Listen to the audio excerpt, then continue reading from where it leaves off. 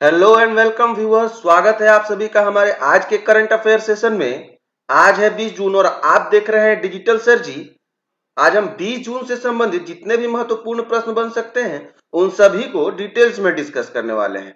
तो वीडियो के अंत तक जरूर बने रहें और आपने अगर अभी तक हमारे चैनल को सब्सक्राइब नहीं किया है या आप हमारे चैनल पे पहली बार आ रहे हैं तो चैनल को सब्सक्राइब जरूर कर लें और साथ ही बेल आइकन को जरूर दबाएं ताकि आगे आने वाली हमारी हर एक वीडियो का नोटिफिकेशन आप सभी को मिल सके। और फ्रेंड्स, आज के वीडियो का जो क्वेश्चन का पीडीएफ लिंक है वो आपको हमारे वीडियो के नीचे डिस्क्रिप्शन बॉक्स में मिल जाएगा। तो चलिए ज्यादा समय न लेते हुए आज का सेशन शुरू करते हैं और सीखते हैं। तो फ्रेंड्स, आज के सेशन का हमारा पहला क्वेश्चन है, name the CMD of ReNew Power who recently recognised as SDG pioneer 2021 by UNGC. ReNew Power के सीएमडी का नाम बताइए जिन्हें हाल ही में यूएनजीसी द्वारा एसडीजी पायोनियर 2021 के रूप में मान्यता दी गई है। आइए हमारे ऑप्शन देख लेते हैं। ऑप्शन ए है एसपी हिंदुजा, ऑप्शन बी है सुमंत सिन्हा, ऑप्शन सी है विक्रम संपत और ऑप्शन डी है एस बाला सुब्रमण्यन। तो इसका जो आंसर है वो है हमारा option number B, Sumant Sinha. आइए इस क्वेश्चन को डिटेल्स में डिस्कस करते हैं।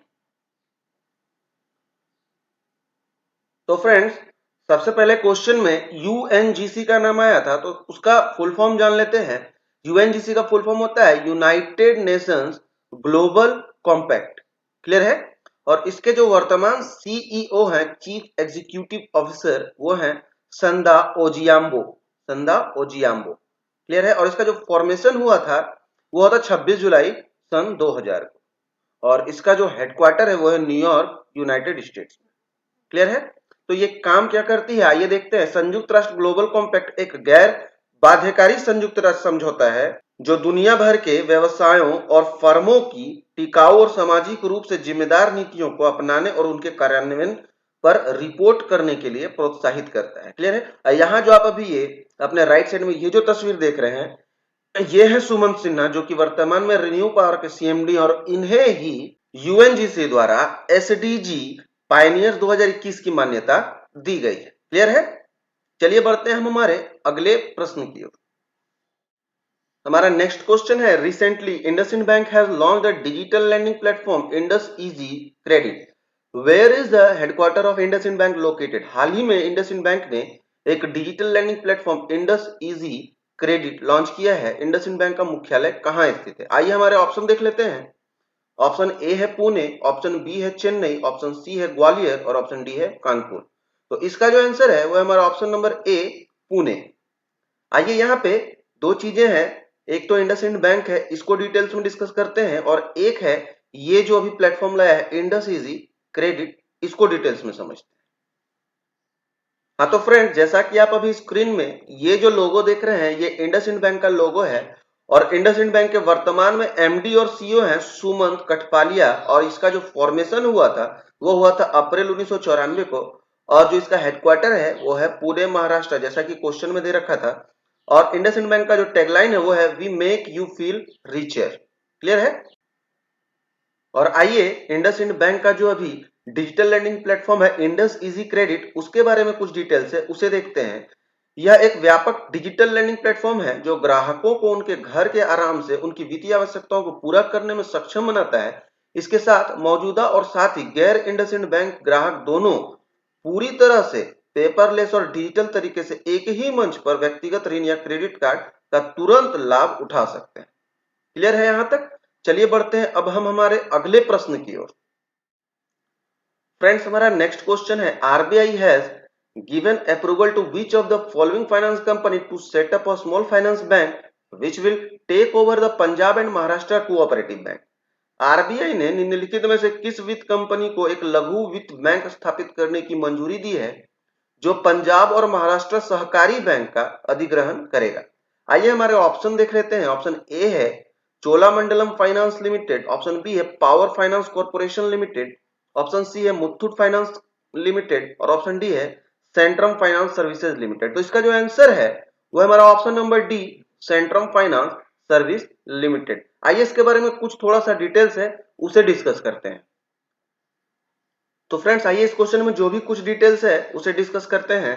अभी जो है सेंट्रम फाइनेंस सर्विसेज लिमिटेड जो है पीएमसी बैंक का अधिग्रहण कर रहा है। क्यों कर रहा है? क्योंकि पीएमसी जो है Punjab and Maharashtra cooperative bank जो है अभी संकट की स्थिति में चल रहा है, जिसके कारण आरबीआई ने भी सेंट्रम फाइनेंस सर्विसेज लिमिटेड को यह अप्रूवल दे दिया है कि आप पीएमसी बैंक का अधिग्रहण कर सकते हैं। तो आइए देखते हैं जो पीएमसी बैंक के वर्तमान एडमिनिस्ट्रेटर है वो कौन है। वो है एके दीक्षित। क्लियर है। और इसका जो फॉर्मेशन हुआ था Punjab and Maharashtra cooperative bank का, वो होता 1984 को, और इसका जो हेडक्वार्टर है वो है मुंबई में। क्लियर है यहां तक? चलिए बढ़ते हैं अब हम हमारे अगले प्रश्न की ओर। फ्रेंड्स हमारा नेक्स्ट क्वेश्चन है, which of the following state UT launch जहां वोट वहां vaccination campaign with the aim to vaccinate all people above 45 years. निम्नलिखित में से किस राज्य केंद्र शासित प्रदेश ने 45 वर्ष से ऊपर के सभी लोगों को टीकाकरण के उद्देश्य से जहां वोट वहां टीकाकरण अभियान शुरू किया है? तो आइए हमारे ऑप्शन देख लेते हैं। ऑप्शन ए है लद्दाख, ऑप्शन बी है राजस्थान, ऑप्शन सी है दिल्ली और ऑप्शन डी है पंजाब। तो इस क्वेश्चन का जो आंसर है वो हमारा ऑप्शन नंबर सी दिल्ली। आइए डिटेल्स में समझते हैं। फ्रेंड्स हमारा नेक्स्ट क्वेश्चन है, recently Familial Forestry was awarded the UN's 2021 Land for Life Award. Land for Life Award in which state is this environmental organisation located? अभी हाल ही में फैमिलियल फॉरेस्ट्री को यूएन का 2021 लैंड फॉर लाइफ अवार्ड प्रदान किया गया है। यह वातावरण संगठन किस राज्य में स्थित है? आइए हमारे ऑप्शंस देख लेते हैं। ऑप्शन ए है राजस्थान, ऑप्शन बी है गुजरात, ऑप्शन सी है महाराष्ट्र, ऑप्शन डी है आंध्र प्रदेश। तो इसका जो आंसर है वो हमारा ऑप्शन नंबर ए राजस्थान। आइए एक स्टेट का नाम आया है, इसे डिटेल्स में डिस्कस करते हैं।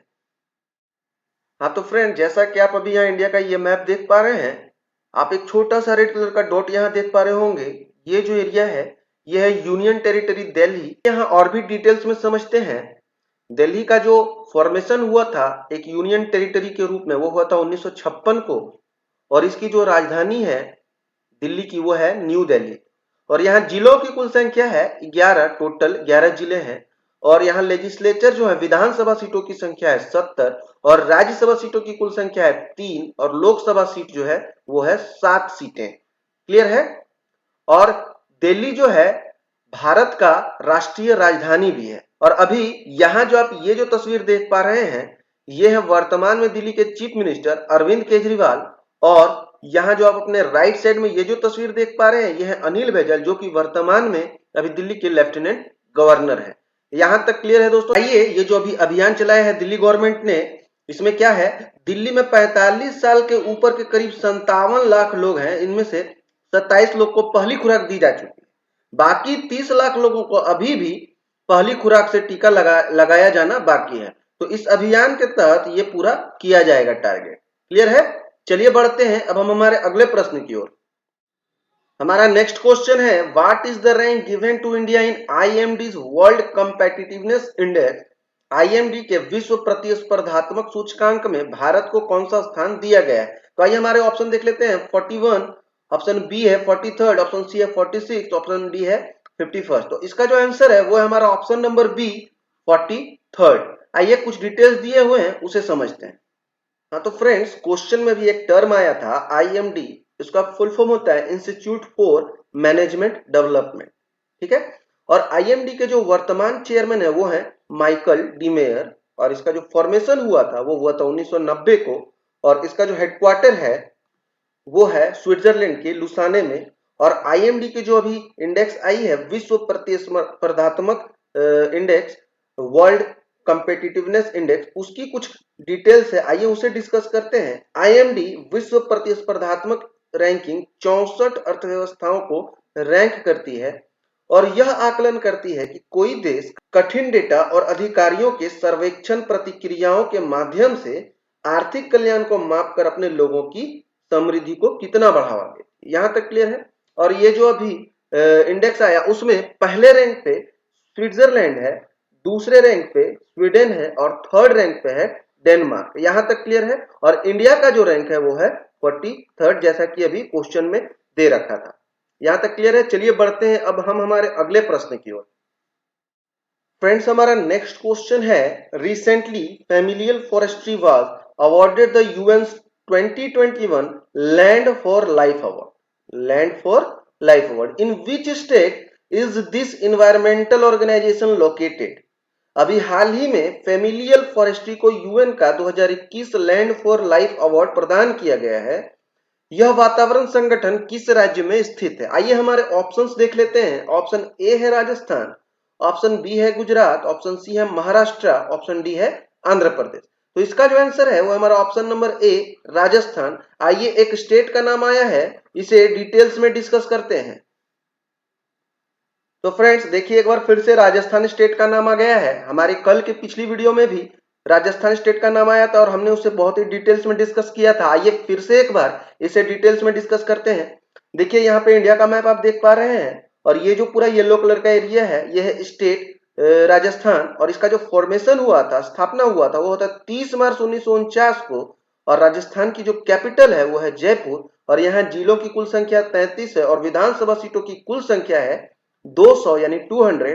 और यहाँ राज्यसभा सीटों की संख्या है 10 और लोकसभा सीटों की कुल संख्या है 25। क्लियर है? और यहाँ पे नीचे जो आप अभी अपने लेफ्ट साइड पे ये जो तस्वीर देख पा रहे हैं ये है राजस्थान के वर्तमान चीफ मिनिस्टर अशोक गहलोत। और यहाँ जो अपने राइट साइड में नीचे ये जो तस्वीर देख पा रहे हैं ये है राजस्थान के वर्तमान गवर्नर राज्यपाल कलराज मिश्रा। क्लियर है? चलिए बढ़ते हैं आगे के डिटेल्स की ओर।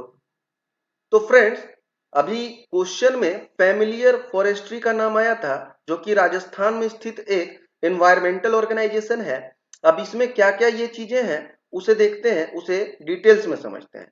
फेमिलियर फॉरेस्ट्री जलवायु कार्यकर्ता श्याम सुंदर ज्ञानी द्वारा एक पर्यावरण संरक्षण अवधारणा है जो राजस्थान में समाजशास्त्र के एक एसोसिएट प्रोफेसर हैं जो 15 से अधिक वर्षों से फेमिलियर फॉरेस्ट्री के लिए अभियान चला रहे हैं। क्लियर है? फेमिलियल फॉरेस्ट्री का अर्थ है परिवार में पेड़ और पर्यावरण की देखभाल को स्थानांतरित करना ताकि एक पेड़ परिवार की चेतना का हिस्सा बन जाए। पिछले 15 वर्षों में छात्रों और रेगिस्तानी निवासियों की सक्रिय भागीदारी के साथ 2.5 मिलियन से अधिक पौधे मरुस्थल प्रवरण उत्तर पश्चिम राजस्थान के 15,000 से अधिक गांवों के 1 मिलियन से अधिक परिवारों ने लगाए हैं। क्लियर है?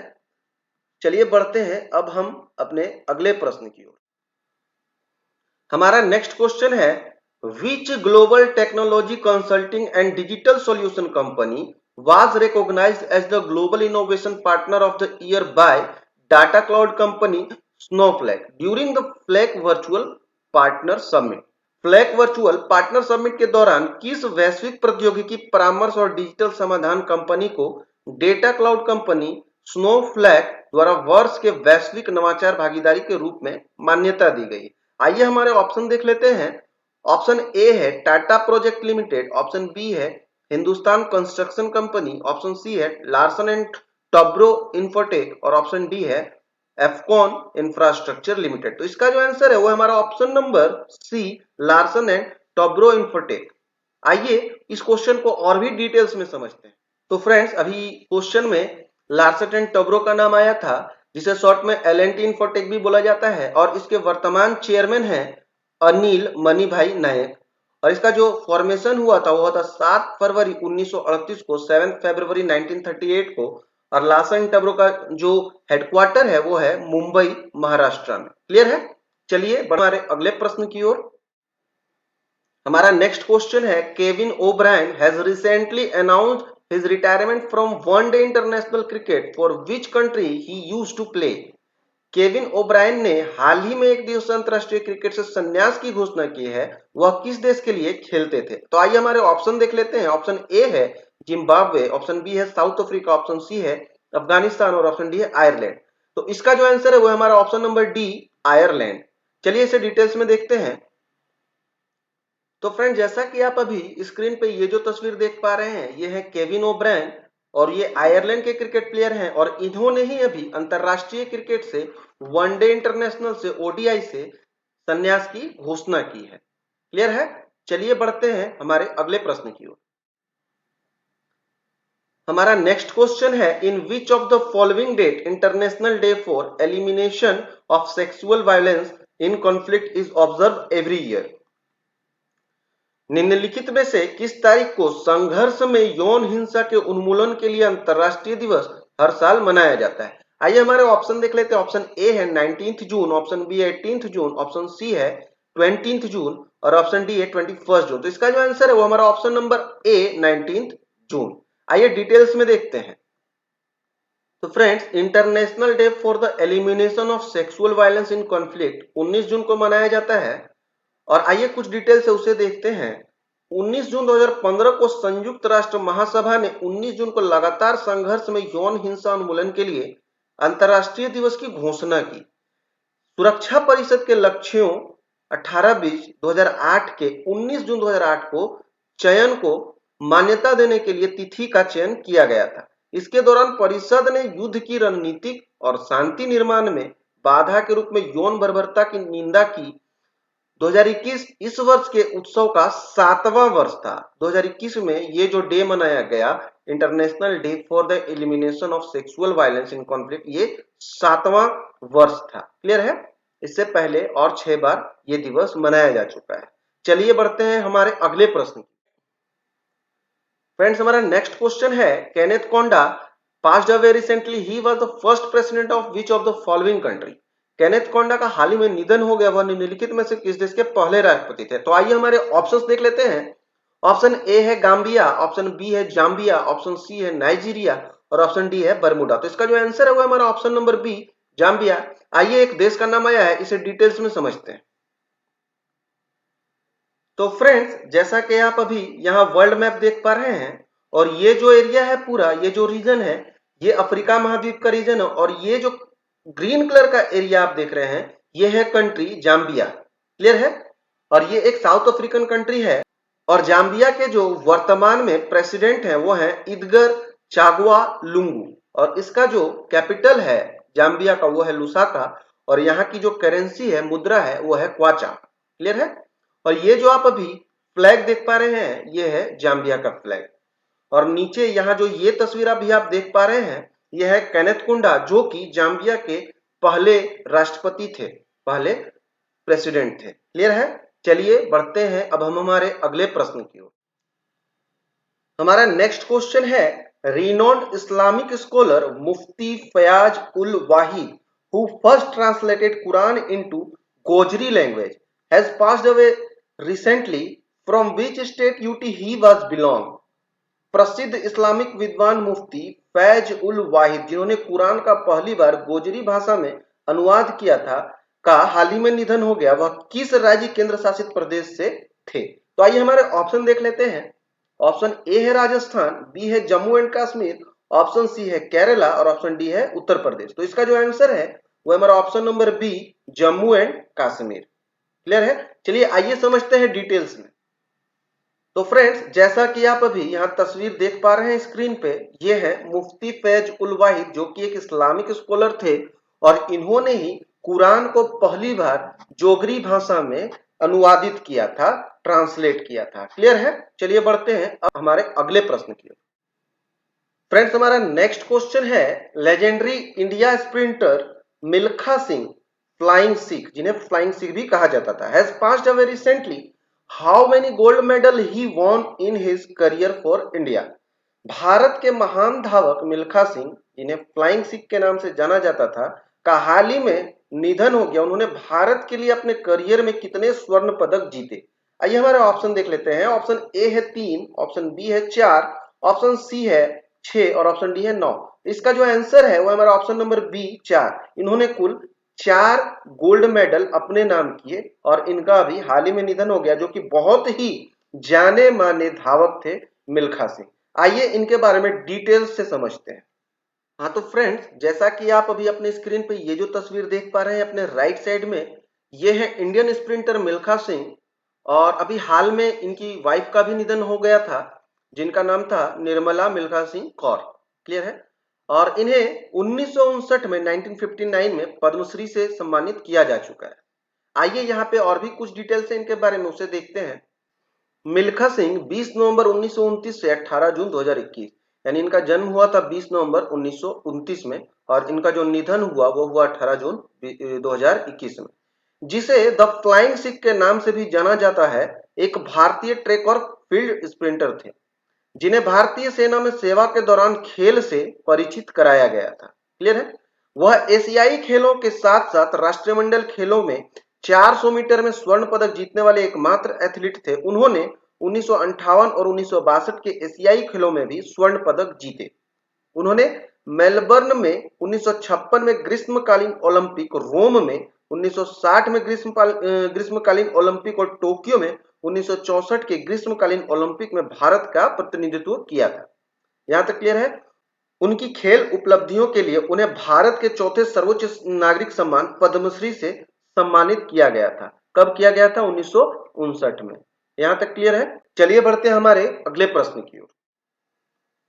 फ्रेंड्स, आज के सेशन का हमारा लास्ट क्वेश्चन है, in which of the following date national reading day is celebrated every year by CBSE to honour the father of library movement in Kerala, the late P N Panicker. निम्नलिखित में से किस तारीख को केरल में पुस्तकालय आंदोलन के पिता स्वर्गीय पीएन पनिकर को सम्मानित करने के लिए सीबीएसई द्वारा हर साल राष्ट्रीय पाठन दिवस मनाया जाता है? तो आइए हमारे ऑप्शन देख लेते हैं। ऑप्शन ए है 19 जुलाई, ऑप्शन बी है 18 जून, ऑप्शन सी है 20 जून और ऑप्शन डी है 19 जून। तो इसका जो आंसर है वो हमारा ऑप्शन नंबर डी 19 जून। हर साल 19 जून को सीबीएसई द्वारा केरल में पुस्तकालय आंदोलन के पिता स्वर्गीय पीएन पनिकर को सम्मानित करने के लिए यह दिवस मनाया जाता है। क्लियर है? तो फ्रेंड्स, आज के करंट अफेयर का सेशन यहीं समाप्त होता है। अगर आपको हमारा आज का ये वीडियो पसंद आया है तो वीडियो को ज्यादा से ज्यादा लाइक करें, शेयर करें, कमेंट करें और चैनल को सब्सक्राइब जरूर कर लें और साथ ही बेल आइकन को जरूर दबाएं ताकि आगे आने वाली हमारी हर एक वीडियो का नोटिफिकेशन आप सभी को मिल सके। चलिए मिलते हैं हमारे 21 जून के करंट अफेयर सेशन में। तब तक के लिए सीखते रहिए और सिखाते रहिए।